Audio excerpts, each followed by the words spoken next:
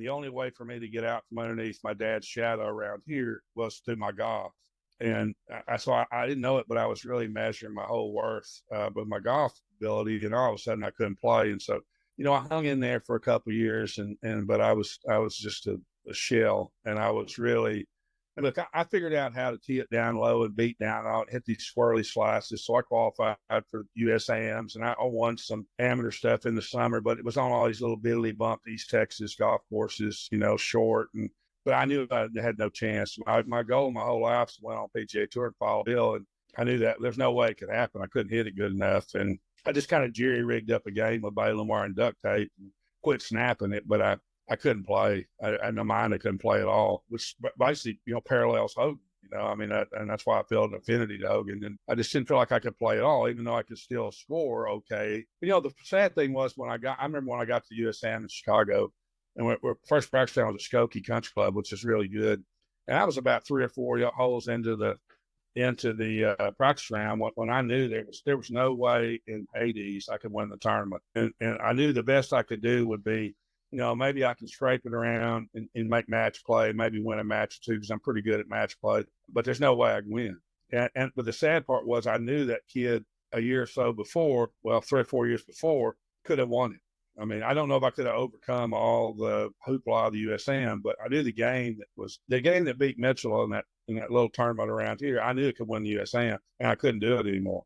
I just couldn't do it. And so that started a long journey, and I won't go through the whole deal, but it took 7 years. I lost it in August of 1980, and I got it back where I could really hit it in the early summer of 87. And I never would have got it back if I hadn't taken lessons from the only teacher that helped me was a guy named John Darley. And he was a protege at Ballard. He worked for me in Pell City, Alabama. And John taught me Ballard, and it was totally different than what I'd been doing because I was so scared of snapping it. I had a 0 knuckle left hand on the club. I'd lean left. I was stacking tilted before they even came up with the turn. I'd lean left with this 0 knuckle grip. My arms 5 miles behind me. I couldn't set my wrist very well because my left wrist bowed at the top. And then I figured out a way to kind of spin over it and drag the handle and fall backwards and hit these wiping cuts. It's just disgusting. And you can't beat anybody doing this crap. And you couldn't even do it today because it's too much of a power game. But anyway, I set out on a journey to figure it out. And the first 4 years, I was real stubborn. I got some tips here and there. Obviously, Blaine tried to help me because Blaine was next to Bill and my father, Blaine McCall, a huge influence on me.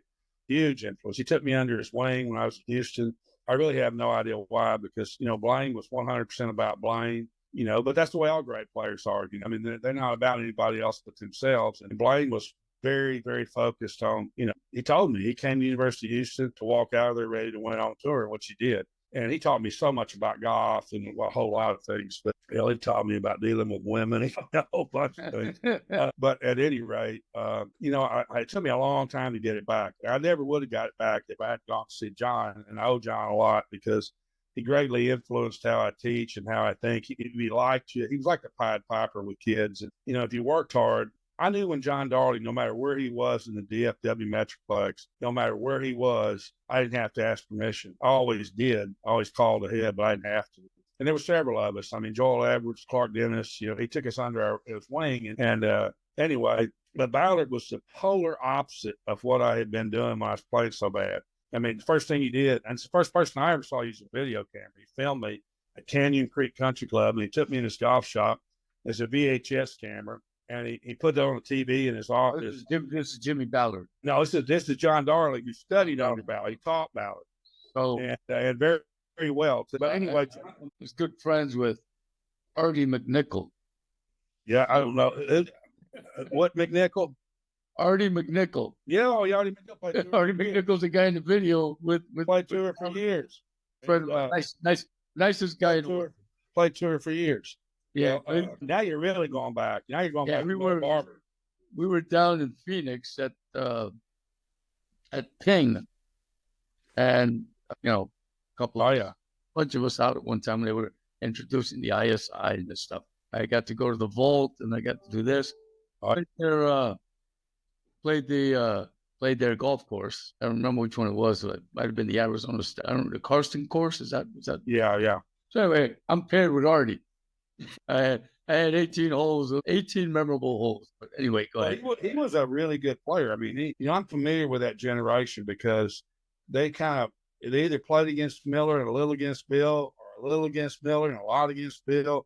And so I knew all these names from back then. And of course, then I go on and I paid attention to the tour for years because I had played with so many guys that were actually out there. And so I used to watch the telecast because it was some guy like Johnny Rigger would be in contention, or Jeff Maggart's in contention. These are guys that I had played with and I knew a little bit, especially Rigger. And so I would watch the telecast, and I don't watch them anymore because I don't know anybody. I think one of the models that I tried to follow, during my time when I was obsessed with the swing, was Jeff Maggart. I think that's about. Well, Maggart and Elkington are almost TGM personified. Okay, they both backswings were at a fixed head. That's one of their imperatives or whatever at the time. Anyway, I don't know how many revisions are on TGM now, but initially one of their imperatives was a fixed axis, your head. And so when you do that, your spine's going to work toward the target, the backswing, away from it, the downswing. Like Jeff looked like he drilled a pole through the middle of his head, through his rear end into the ground. He just rotated around it. Elk had that kind of same look, but they always had that fallback look in the finish, though, which I didn't like. That wasn't what I did when I was 18. It wasn't that I didn't like it. I just knew that wasn't what I did when I was 18. Because when I was 18, I'm sorry. Yeah. Well, I mean, when I was 18, I felt myself, I was a pretty good baseball player, and I could throw footballs pretty good. And no one ever showed me how to throw baseballs or footballs, and I could just do it. I call it a way towards. Okay, so I always felt my body momentum working away from the target and winding to torquing to some degree. And then I would feel myself transfer back into my lead side and rotate my body. And I throw a football, baseball, whatever, tennis, spraying, whatever. And so I was pretty good at throwing balls, pretty good at tennis. I never had a tennis lesson in my life. Matter of fact, one of my other mentors later on was Billy Scanlon. He was ninth in the world in tennis. And I went out one night to watch him play the number one ranked NCAA Division I tennis player from Stanford. And Billy had announced to me on the golf course that he wanted to play one more Wimbledon, because when I met him, it was after he had retired. And obviously, you don't get to number 9 in the world in tennis by making a bunch of friends. That's not how it's done. And so he didn't have many friends around his age, and he's 5 years younger than me. And we got thrown together, and we just hit it off. And so we played golf out at Glen Eagles in Plano every morning. I mean, we're out there 7:30 in the morning. And it's amazing how fast he picked up golf. It's scary. And long story short, excuse me, but I was out there. He one night we were playing. He told me on the golf course in August. He said, "I'm gonna play Wimbledon next year." This is how these guys mind. Now, he's been retired for 2 or 3 years. And by the way, you don't get number 9 in the world without beating up on the Lindels, the Connors, the Borgs, the McEnroes. He didn't have a winning record against them, but if you look it up, he beat them. He didn't just beat him once. He might have been 5 out of 10 against Ward or something. He could really play some tennis. So we went out there and I watched him. My girlfriend at the time went out there at Northwood in North Dallas and watched him beat the hell out of this kid. He just ran him all over the court. And now Bill's an old man in tennis those days. He's 31 years old, and he's just wore this kid out. He just dinked him and dunked him and beat his brains in. But anyway, after it was over with, and my girlfriend left, and he said, "Jones, hit me some balls." It was just almost like a machine. So I went over and I'd bounce it, and I'd hit it to him, and I could hit it, pretty good. I could put top on it. I could hit it fairly hard. He said, "Put it over in the." He figured out pretty fast that I could actually sort of hit the tennis ball where he wanted. And so I'm just bouncing it, and I'd hit it and hit it over here, hit it over there. And after it was over with, he said, "You know what, Jones, you can be a pretty good tennis player. You're going to take some tennis lessons." And I said, "You know what, Bill, I appreciate it, but I don't care anything about tennis, so I'm not going to take any tennis lessons." But what I attribute that to is there's so much crossover between tennis, baseball, hockey, any real stick and ball sport, or even in football, quarterback, kickers to a degree. There's a lot of crossover between the motions. But I don't know of any other sport where the most efficient way to do it is with your body mass moving toward the target. We'll call it in golf the backswing, and then your body mass moving away from the target in the downswing. It's always turning away from it and then working toward it. And so that's what I did when I was 18, because that's why I always finished posted up on my left side. And I didn't have that big reverse C that was so common in players of the Nicklaus here. And so when I did Ballard, John, he strengthened my grip, which, it felt like I was gripping it like Fred or Duval, but it wasn't. It was neutral. And he had me setting up in that classic Ballard kind of a tripod setup. And then I would turn, I would literally load. Ballard, your whole body moves to the right. and I would load right, pivot a little bit, load back to the unload back to the left, and pivot a little bit. And Ballard said it's covering it with your right side, but you're really releasing your right arm in order to square the face. But what I found was I felt my body motion moving away from it, then moving toward it. And when I did that, I didn't hook it. Okay. And because I was set up differently, and because I was swaying to go back, my arms no longer went behind my ass. And I was way more, and when I hit it, I was way more on top of it with my body momentum moving toward the target. And I've always said I never would have got back where I could hit it at all if I hadn't done Ballard. So I did Ballard for 2 years. And I turned pro, and I had some okay results. The first year, my parents gave me $8,000, and I played around Texas. We'll call it, in our words, I played around home. So I played the Arkansas State Open, Louisiana State Open, Texas State Open, Calcutta tournaments, everything I could get in. But I made $17,000 for the year, so I made a $9,000 profit. Now, that's a $9,000 profit before my rent in Dallas, my apartment rent, for the year, I lost money. That's why I had jobs on the side. But golf, just pure expenses versus what I earned, I made money. So I went out and got some sponsors, and I kept doing Ballard. And, in those days, we didn't have a Corn Ferry Tour. So, our Corn Ferry Tour was the state opens. You go to Florida in the winter and play North Florida and Space Coast. And then you would play Calcutta tournaments in between state opens, or you go to the Dakotas, or you go up to the Grapefruit Circuit and play these tournaments. And they were really good. Bogey Hills in St. Louis and whatnot. Well, I had a little success. I played in Nevada, and I played it in 85. And I made the cut, and I made a little money, not much. But I knew I could play that golf course. I really liked the old Tropicana golf course. And going back to next year, I promise you, Ralph, it's one of those kind of deals where I got on the airplane to go back to Dallas, and I said, I can win on that golf course. I knew I could. And I went back to next year, and I finished second. But I beat some really good players, Johnny Houston, and can't remember who all was out there. I know for sure Triplett was out there. I played with Robert Gamas the last day, and I held up. I won't go through the whole story. I felt like I should have won the golf tournament. I finished second. But I remember that night, of course, Tropicana in those days, I'm sure it just blew the thing up. But all those hotels in Vegas, you go in the bathroom, and it's got a bathtub with jets in it, and all that. It's like the Pocono Mountain honeymoon deal, And I love soaking in tubs. Like if I drive a long way, I soak in the tub, and I love to read. I'm a voracious reader. And so after that, I was exhausted because they had the Santa Ana winds were blowing 40, 50 miles an hour the whole tournament. You were sandblasted to it. And I'm sunburned. Even though I tanned up pretty good, I was burnt and tired. So I went upstairs to soak. I remember I made $3,500, which to me is like a lot of money. I was probably $10,000 a day.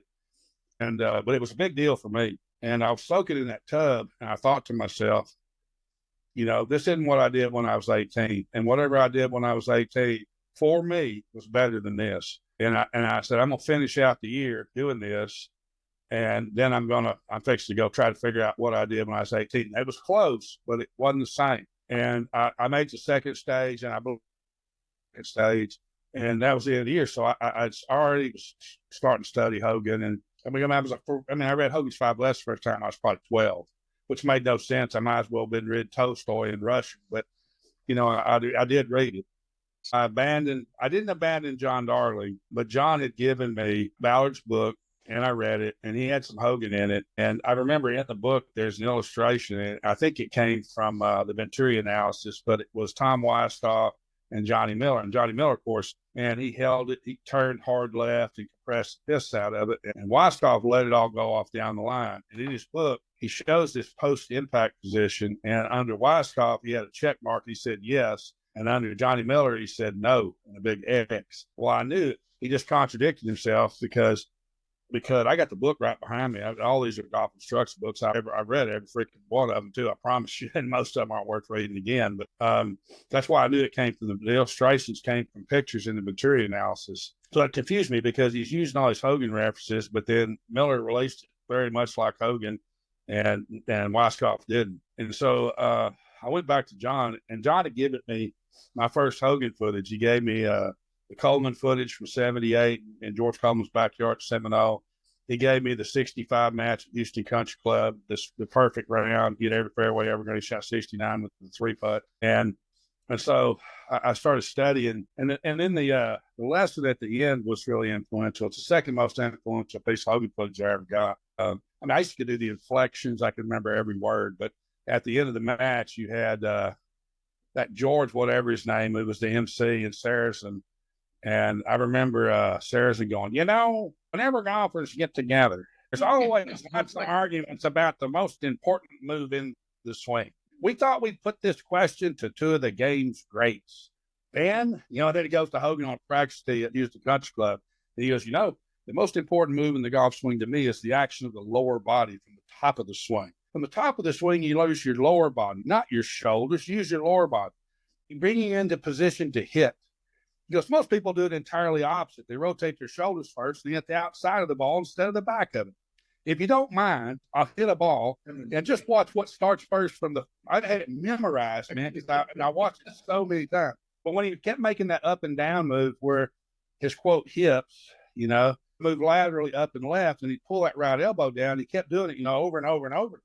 I don't know why that resonated so much with me, because that's what I felt like I did when I was playing so good. And boy, it really resonated. And then later on, John gave me the footage, which is the overhead and behind footage of Hogan, which I've used for 30 years, that shows him to transition all the way down, the elbow buries, he clears out, and you can plainly see his right wrist and the bend in his right arm. I call it levers or lever. Lever of his right arm, lever of his right wrist. Even though it's technically two levers, I call it one, because there's three levers in my world. And I had back when the golf works still was smoking, all these guys flying in here. One of the guys was a physicist and a mechanical engineer. And I had written three levers because I got all these hand-drawn graphics on my computer. And I got three levers. And he just kind of very politely, he goes, well, Geoff, technically it's six levers. And I remember telling him, well, Alex, I'm pretty sure it's Alex Figueroa. And I said, well, Alex, it's easier to think of three things than six. So I put quotation marks around the three levers with him sitting there. But, I saw that.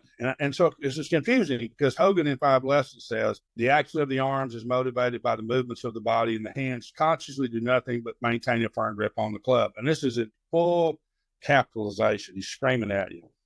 20 few pages later, he says the main thing for the average golfer is to keep any conscious hand action out of the golf swing. If you use the hands when you should not, you prevent the chain action. And then, 20 pages later, he said, I wish they had three right arms. For three right hands, and I read that, he just contradicted himself. But then when I got that footage, I realized there's no right hands in anything, because if he used his right hand and his right arm, you could see his trunk slow down, you would see his right arm activate, and you would see his right arm start to extend prematurely. And post-impact, you would see the loss of the right wrist lever, the right arm lever. They would dissipate and chase off down the line. So I knew he wasn't using three right hands. What he should have said was three right sides. That's what you're knocking the hell out of it with your right side when you turn it through it. Like you're throwing a right hook into somebody, man. I mean, your whole body weight's behind it. You're just blasting them. And so anyway, I see that footage. And again, that resonated, really resonated with me. Because that's how you hit a pitch shot if you can hit pitches. You're not out there throwing your right hand and right arm at it. You just turn and pitch it on the green.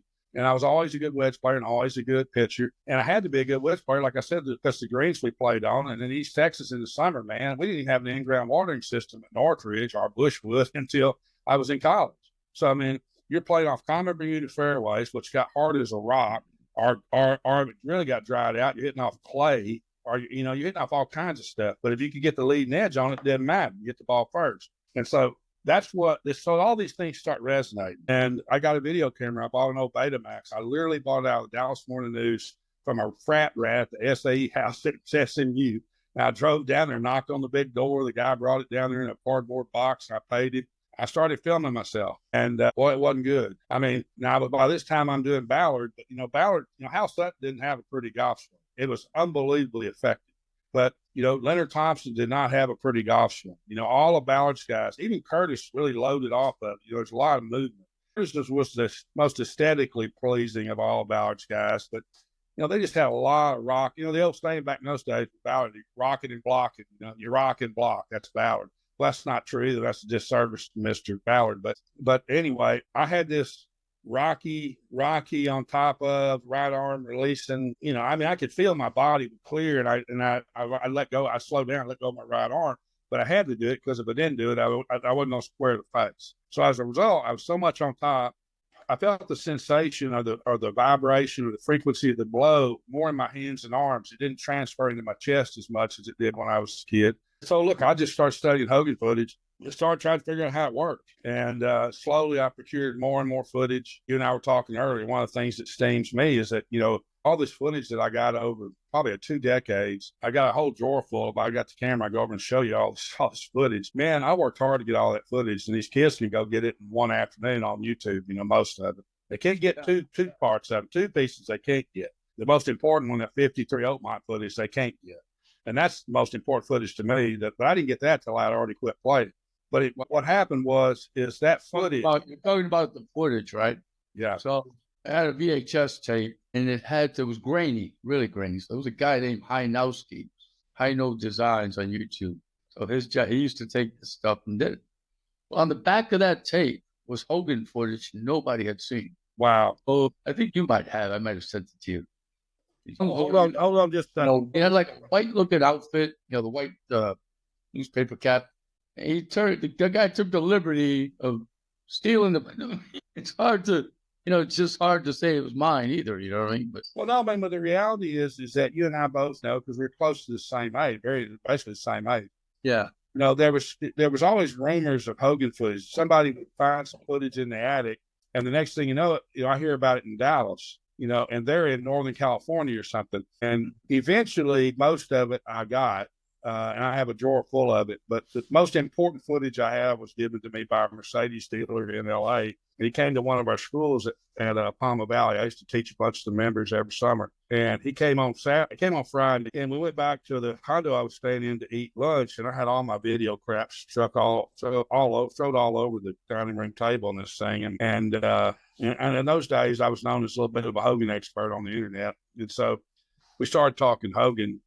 And long story shorter, here I go on one of my tangents. I get ramped up and I'm rolling and I'm pulling up this swing and that swing and showing them the difference between power golf and the power golf and post power golf, the secret, and the post auto accident, because the swing evolved, it changed, just like all of them do. And anyway, he couldn't come on Saturday, but he came on Sunday and he brought me a DVD, and his dad shot it in 1953 in the practice rounds at the 1953 U.S. Open at Oakmont. And, even with Hogan, as we talked about earlier, you don't know if the Hogan footage you're looking at, is when he wasn't hitting it very good, by his definition.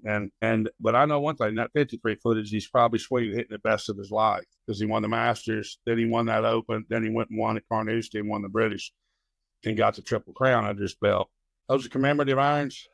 I've got 2 sets. I played with them. I got a set of them sitting out there in my barn. Yeah, they're beat all day. I need Mizuno 100th anniversary set. Where I can get one? Well, I might be able to make that happen. We'll talk off the air, okay? I might be able to make that after. The tour rep I gave lessons to for a long time. He's a dear friend. Yeah. Might be able to make that. I don't know. I promise anything, because I'm a peon nowadays. My boss used to be the senior vice president of Mizuno, so I have a bunch of Mizuno iron. Anyway, go ahead. Well, if anybody can pull it off, this particular guy can pull it off, but I don't want to obligate him, because I don't know. I was talking to his best friend this morning. So, but anyway, there's a possibility. I'm sure that, because last staff I was on was Mizuno. No, it's not true. Yeah, it was last staff I was on was Mizuno. Actually, there's a guy I bought a set of MP33s from. He said, "You're friends with Geoff?" I said, "Yeah." He said, "All right." I have a lot of Mizuno. Mizuno's the best iron in the business, in my opinion. That's sacrilegious for some company. Yep, I think they're the best forgings in the world, no doubt about it. But anyway, I went to the school, I always enjoyed hanging out with the engineers. I spent a lot of hours and toured fans, and I just love it. I was Kel Devlin when he was Big Dogs at Nike Golf. I'd go over to Fort Worth a couple times a year and hang out in the back with Mike Doro and all those guys there at Nike. And and there's some incredible guys. Golly, my mind is so bad. Mike Taylor's as good at the golf clubs as you'll ever be around. And so I would hang around there with all those guys in the back, and I just love taking the clubs. So, but at any rate, I get back on the point here because I want you around. But I got back where I could really hit it again. And going into summer '87, I could finally hit it again. And I finally knew I could hit it hard, and it wasn't going to go left. And it was weird, because the 2 guys I studied the most were Price and Hogan. And I ended up with this weird golf. So sort of a halfway Price, halfway Hogan. I had way more lag than Price, but I had I took it back so much in one piece, because I absolutely did not want to get the club behind me because I knew I couldn't play with that club head behind my butt. And I got back where I could really hit it. But what I ended up doing, honestly, Ralph, like with Matthew, who I taught Matthew more or less what I did, and that was, take it back in one piece and turn it to the top and shallow beat on it. And after he was out of college, he could really hit it, but he did the opposite of me. I was like Price. I didn't tend to shallow it enough, so I would always either hit it dead straight or I'd be just a touch steep, and I'd pull fade it. It's Nick Price specials. Matthew would load that thing so much and shallow so much that he would get it back. Yeah, I'm going to slow you down. You just defined to the audience who Matthew is. Yeah, well, I mean, that was by canvas, man. I mean, I met Matthew when I was at Corpus Country Club. I taught there for 7 years, and it was one of my highlights of my life. And I owe a lot to Doug Desai because I've always told people Doug Desai gave me the greatest break of my life when he let me teach at Corpus Country Club. And I met my wife in Corpus Christi. I actually met her at a wedding, but they're from Corpus. And the greatest break I ever caught was Doug let me to teach in Corpus. And it's a long story how I started teaching down there, but basically a family friend who was a good player of the Acox. My father-in-law's in the Texas Golf Hall of Fame. He's a great player. And I went down to the first visit I ever made down there, and Butch, because it was probably the best angler in the coastal bend at the time. And Butch invited me to play at River Hill, his country club. And I shot 66 that day, but I really hit it really good. And the driving range at River Hill is in the middle of the golf course, So here's all these people riding around playing, and they see Butch out there taking a lesson. And Butch is a legend at this golf course. And so I left and went back to Dallas because and Butch called me and said, "Hey, you coming for Thanksgiving?" I said, "I sure am." He goes, "I think I can get you a few lessons." Well, the light bulb went off in my head. I can ride off the trip. I can go see Cindy, but I can ride off the trip. If I teach one lesson, I can ride it off, right? Right. I went down there, and Butch had made arrangements for me to this little public range. And, he had me like 10 or 12 lessons, and I don't know, like $50 an hour or something, maybe 100. I don't remember what, $50 an hour was. So I could go down there and I could make $600-800. And the trip wasn't costing me that much, and I can write off all the expense to go see Cindy, which I was whooping down there all the time to go see her. And if you saw her, you would know why I was whooping off down there to go see her. And so anyway, so next thing you know, I start getting just really quickly. You know how it works. You do a good job of one, he tells three, and then they tell three, and it just got where I was almost teaching in Corpus more than I was teaching in Dallas. And I kind of specialized in East Dallas, Plano and all the way to Sulphur Springs, 80 miles away. And I built up a really good little business there and was starting to have some success in Dallas-Fort Worth, real under the radar, but doing pretty good. And then I go down to Corpus, and that's where I met Matthew. And I get to the country club. He actually brought his kid brother out for a lesson at this public range. And technically, he was only like 13 or 14. He wasn't supposed to be driving, but his dad was a naval commander, and they had a Suburban, and they lived pretty close to the range. So Matt got in the car at 14, drove the Suburban out there, dropped his brother off, and he stood back behind us real skeptical and watched this lesson. Now, fast forward shortly thereafter, and I'm teaching out at Corpus Country Club, which is really a nice setup. And it's a very wealthy club. People don't realize it. There's a lot of money in South Texas, a lot of old oil money down there and ranch money. So, and this is kind of the epicenter of all this money. So it was a great training ground for me. I had to learn how to read people and learn how to deal with egos. And luckily I had the easiest job on the property. Doug had the hardest. But anyway, I was out there teaching one day, and they generously gave me 2 meals a day. Okay. And look, and I'm not really doing anything for the club other than I'm just teaching their members. I'm giving Doug, I think, 10% of the lessons, but, minimal amount. And so I went over there to the halfway house to get a hot dog or something. And Matt was hitting bunker shots. I'll never forget as long as I live. And so he's sitting there hitting these little Phil Blackmore handsy ass bunker shots, but he's cutting them out of there, boy, pretty good. And he's hitting he's pretty good, but it's a super handsy mess. And we just started talking. And he said, would you be willing to help me? And I said, yeah, I'd be willing to help you. And so that started it at that club. And then Corpus Country got very influential and on me. And, I met Phil Blackmore down there, and he and I eventually got to be friends and talk a lot of golf. And it's a small world in the golf business. Phil would go down to the coast, and Blaine would fly up from Ballard, and a bunch of tour players would go redfish and speckled trout fishing. And it's a small world in golf. And that was a great place for me then. Once again, God looked out for me. And I'll tell you how I got started teaching just a minute, and you won't even believe this. This is almost flukier than the internet deal. But anyway, and Matt was just an unbelievable canvas. He had this plastic teeter-totter, reverse C, handsy garbage, but he loved the game, and he was a pretty good little athlete, even though he's a little squirt. And so he was like a canvas for me to utilize to paint my theories that I had in my head about how to build a golf. I mean, really build one. And we did over about a 3-year period. By the time he's 16, he's really good. And then for his size, he's just launching these things. I'm going to interject. So, okay, you're struggling with this flip move some guy told you to use. You ruined your whole life, right? Basically. Well, I mean, I will say this. Well, what it did was, it certainly changed the course of my life. And I will say this, and this is a good lesson for kids. Now, look, I wouldn't take it. I don't have any regrets. I don't meet Cindy. I don't have my daughter and my son in at least 50% of the version they're in if I don't try to enroll it. But the whole course of my entire life, and these are some of these decisions, and I've warned these kids, you start getting on up in your teen years, and in my case, these decisions, man, you don't realize the consequences they have. And the whole course of my entire life changed in less than half an hour on the practice tee at Texas State Country Club in August of 1980. And the whole course of my whole life, now my golfers are not going to go on some swing tangent. They're not going to do that. They're not going to listen to college coach. They're just going to go. I teach them. There's a reason why God augured the hole here, augured the hole here. It can go in this one and out that one. And you just say yes, sir, no, sir, yes, ma'am, no, ma'am. But you don't pay attention to it, because if you do, it may go in there and bounce around. And next thing you know, you're where I was, which was lost, confused, depressed, all of it. Here's where I'm going with this now. It's just, the guy was trying to be helpful. He was trying to be helpful. He gave you the worst advice. He's going to give you the worst advice of your life, right? But hold on. I have nobody to blame but me. I asked for it. Think about this now. With the advent of the internet, right? My God, man. Hold on a second.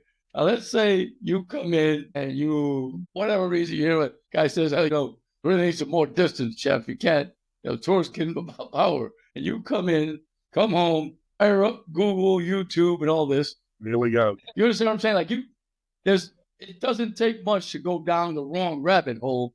I mean, this deal is this. What people don't realize is if you want to be really good, I mean, truly good. And I have a very high definition. If I say somebody's good, well, they're really good. If I say they're great, they're truly great, And, I always try myself as a decent player. But my resume, I can throw it down on the table, and it'll be better than 99% of these guys out there and girls out there teaching golf. I mean, I've been there. That's why I always get on sports psychology kick, I mean, how in the hell what you're doing if you couldn't do it, and I believe that. I'll go on the ground believing that. How do you teach somebody how to do something you couldn't do yourself? And like I always use the piano as a reference. I mean, as a parent, would you take your kids take piano lessons if somebody could never play a piano? No. If they're interested in airplanes, I love fly airplanes. Would you take your son or your daughter to take flying lessons from some guy or some girl that had never been in the left seat? They got the aeronautics manual memorized, but they've never flown the plane. And that's not to be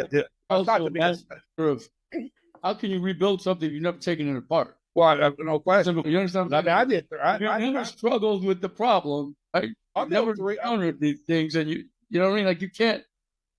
I built life. You know what I mean? I was 100%. I mean, I built 3 different golf swings. I built one as a kid, didn't have any idea what I was doing. I just did a lot of balls, and fortunately, I had my hands on there right. My dad insisted I grip it correct. And then, of course, I'm out there watching Bill hit balls. He gripped it beautifully. Miller gripped it beautifully. All those guys gripped it beautifully. And it's the most important fundamental. If your hands aren't on there right, properly acclimated to one another, you're dead meat. You don't have pressure in the correct point of your hands, you're dead. And I don't care how strong or weak somebody grips it, you got to figure that out. But your 2 hands better be properly acclimated to one another. And I won't get it off on technique, but that's your only connection to the club. And I mean, many an amateur has gone out and spent a lot of money on gold-plated, diamond-encrusted Callaways, and they're not a damn bit better at using those than they were their other clubs. I mean, you can't buy it. You cannot circumvent the process. It's impossible. You have to pay the dues. You'll be really good. And I've told people this.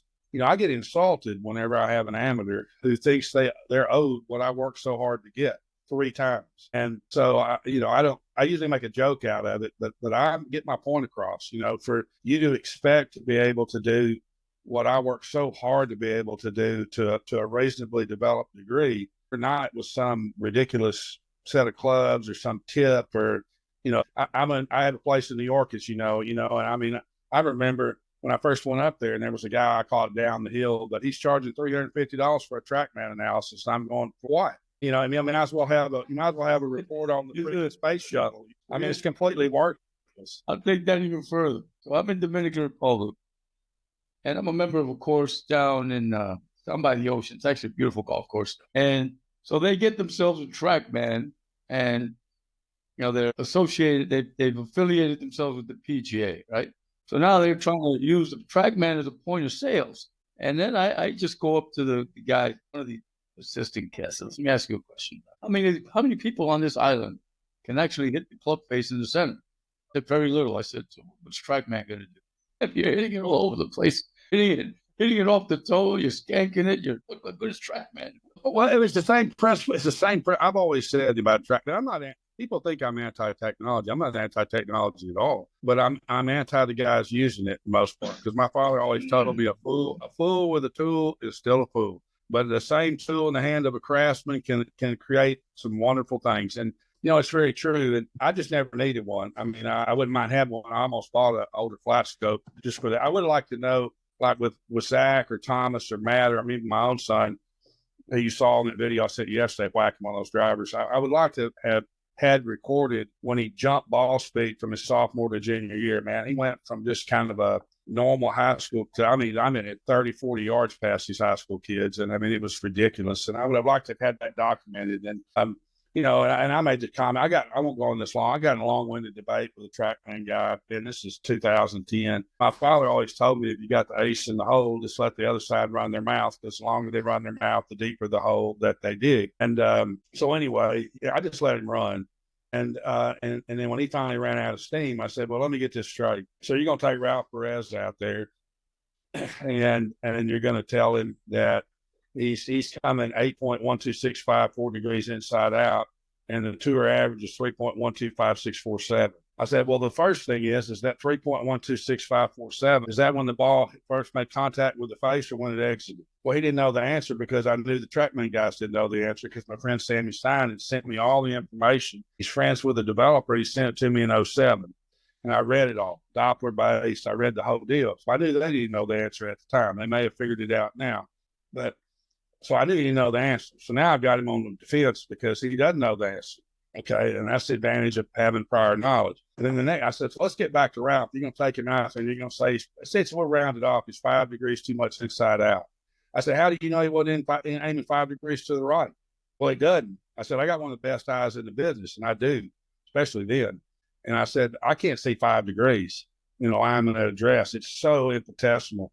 It's hard to see, especially if people got, like I got a vest sweater on, it's hard to see the shoulders, and the shoulders are definitive where the plane's aimed. And so I'm looking at, and so he didn't have the answers, and that's when I told him, I said, son, it's pretty important to understand these things, because the club you're flying on an inclined plane. The club is traveling from the inside. It strikes the ball, goes back to the inside. I said, you better understand, if I aim that plane 5 degrees to the right, let's don't throw all my numbers off 5 degrees. And he tried to make some excuses that it didn't matter where you aimed relative to the track. Man, I said, it makes all the difference in the world. If you don't, you're standing telling me, and you're not telling me degrees. You're not telling me tenths of degrees. You're telling me hundredths of a degree. Okay. And I said, it makes a huge difference. And so you got to be able to be aimed where that thing's aimed, or it's not going to be accurate. Look, I'm not a TrackMan expert, but if I aim 45 degrees to where that TrackMan's looking, it's going to show me aiming, hitting so far inside out, I'm not even going to be able to hit it. And so I'm sure they've come way down the line in 15 years. In fact, I know they have. But my point is, and I've always said, there's not a button on a TrackMan where Ralph Perez can come for a lesson. I say, Ralphie, who do you like? Hogan? Who do you like? Hogan? Nicholas? Snead? Scotty Scheffler? Hunter Mahan? 09? What do you like? And I just spin a wheel and push a button, and all of a sudden you're swinging like Mahan in 09, which back in those days, I think he's the best ball striker in the world. And so it's not how it works. I can go in your shop in New York, where you're going to have all kinds of whatever equipment is. It could be really fancy digging equipment, or it could be really fancy surveying equipment, or whatever it is. I don't know how to use it. So it's completely useless. Now, could I get on Google? Could I Google and do a basic idea of how to use a transit and how to survey? Yeah, sure. Do that. I'm smart enough. I can make up a line of bullshit. And so People that don't understand anything about surveying, it would sound like I was a surveyor. Am I? No, no. And so I'm gonna get off of that tangent, but I'm not against technology at all. I'm against the guys that hide behind it, and there's a lot of them that hide behind it, and they charge these poor amateurs in New York. I don't know what it is now because that was 10 years ago. And it was $350 an hour, and this guy was a former PGA. It's more commonplace, and I think, for example, I have the Mevo Plus, right? It's got the package on it, and I've had it for 3 years. And I was just, I don't know who I was talking to recently on one of these interviews, and I figured I've used it a total of maybe 25 minutes over the course of 3 years. Right. I don't want to, like, I feel it and I see it. You know what I mean? Well, it's not only that, Ralph. If you want to substantively improve your golf swing technique, I've been a half wedge guy all the way back to when I was working on my own game because I couldn't even hit a wedge anymore. I'm like, damn, I can't even hit an L wedge 50 yards properly anymore. I can't flat it. I can't grip the face, So I hit a lot of wedges because I figured if I could get it where I could hit the wedge again, it would transfer through the bag, which is basically what happens. I got where I hit a wedge again. I adjust my setup. I get a 6-iron, adjust my setup again. I get a driver. And so that influenced me. And then when I got famous or infamous or whatever I was on the internet, I guess it depends on who you ask. Then I had to come up with a name. So I just came up with 9 to 3 because, the old guys would say left arm L, right arm L, left L to L, 9 to 3. L to L. And they would say left arm 9 to right arm 3. So I just started calling it 9 to 3. And so it was, that I know of, it's not up anymore because some of these teachers raised so much hell, but it was pinned on the top of GolfWorks for years. And they tell me it still pops up every once in a while, but it turned into, after I left the internet, it turned into a free for all. So I don't blame them for unpinning it. But anyway, long and short of it, I don't know of any technique. I think I pivoted about every way known to man. And there's multiple methods that you can study, and then you can kind of put your own spin on it, and you can become a really good ball striker, plenty good enough to be a scratch player. However, all of these methods have a particular setup criteria, and they have a particular way of going about ingrained in whatever that sequence of motion is. And we have a very particular one. It goes back to simply a reverse K setup. And I didn't invent a reverse K. Well, there was an article in Golf Magazine. I used to have every golf magazine. My mother, when I was a kid, she subscribed to Golf Digest and Golf Magazine for me. And so in my room, I remember when in college, I come back and there's this bookcase, and all it was every Golf Digest and Golf Magazine going back all through the 70s and 80s. She kept it even after I went off on my own. She kept getting those subscriptions. But there was an article in there about every time somebody. I'm sorry to interrupt, but every time somebody reverse K, I think of Chuck Cook. That's kind of one of the guys that really professed it back in the, I'm thinking 90s. Well, I can't speak for Chuck. I've met him at a couple of tournaments I've worked, and he's always been real nice to me. But anyway, I won't get off on all that. But the reality is this: that it's if you do it correctly, you're much closer to a fundamentally sound dynamic impact position from that setup. And then you have to learn how to work off of it to create different impact dynamics. This is what I figured out on my own. And then I've taught for, way over almost all 40 years. Well, let's go back to your beta with Matthew. All right. So anyway, first of all, the beta was for me. I filmed myself. It was garbage.